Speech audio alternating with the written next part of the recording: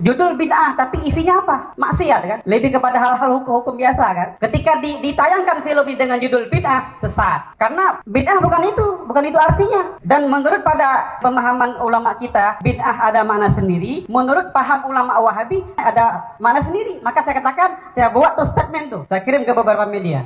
Drama bid'ah Malaysia itu sesat dan dapat mencemarkan Islam. Apa mencemarkan Islam? Itu dia gunakan simbol-simbol ulama. Serban. Harus tahu ya, serban yang model dipakai itu, kalau kita telusuri dalam sejarah sufi, bahkan sebagian dalam praktisi ulama, itu ada sanadnya itu. Walaupun mungkin kita sebagian anggap remeh. Dan itu diprotes oleh Ustadz Malaysia. Kamu minta izin sama siapa ini? Kalau orang baca statement saya dari pertama sampai hari ini, mereka bisa baca itu bahwa yang saya protes bukan alur ceritanya. Itu aja. Cuma orang kan sekarang lebih suka baca judul kesimpulan. Buka judul kesimpulan. Seolah-olah saya membela si Walid Keparatnya. Saya hanya fokus itu aja. Masalah penggunaan simbol-simbol yang terlalu salah dan terlalu tinggi itu. Nah, kemudian film yang dibuat oleh seorang pengarah, Erma Fatimah. Ini saya nak bagi kredit pada beliau. Ramai orang marah dekat dia. Tapi hakikatnya ada tak watak-watak yang seperti itu di dalam dunia realiti ni? Guru-guru yang memperalatkan anak murid untuk mengaut keuntungan, guru-guru yang memperalatkan anak murid untuk memenuhi nafsu serakah. Ramai orang marah. Kononnya Erma Fatimah menjatuhkan maruah ahli agama, menghina para habib. Pasal apa nak rasa terhina?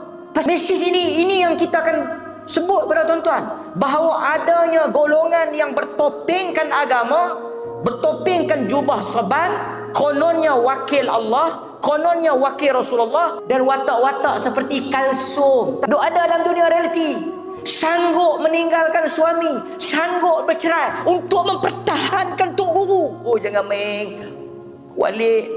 Kita nak ajar tidak ada orang yang maksum. Perkataan guru tak sama dengan perkataan Allah dan Rasul. Itu sebab itu kita tentang golongan yang duk bermimpi kononnya Rasulullah hadir dalam majlis, kononnya bertemu dengan Rasulullah, kononnya Rasulullah hadir dalam majlis mereka. Ni Walid dua abang ni, dia Walid kata apa?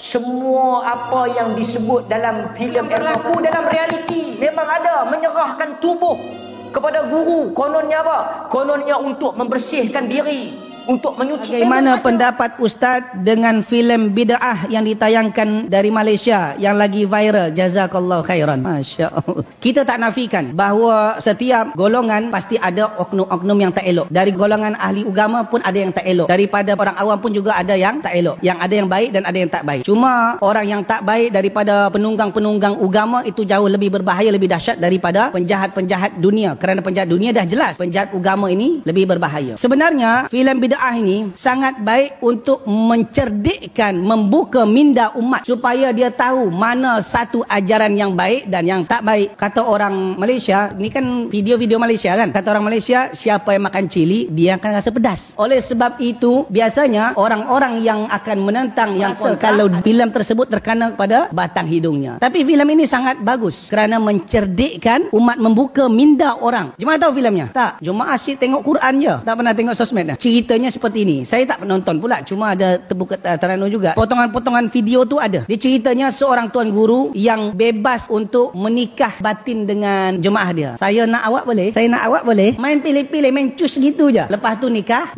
batin. Itu bukan nikah batin, itu zina. Atau saya dinikahkan Allah dengan engkau. Sejak bila? Tak ada wali suka hati dia. Atau nanti basuh kaki guru, diminum, dibasuhkan ke muka. Atau semisalnya. Ini semuanya ajaran-ajaran sesat. Allah Ta'ala alam.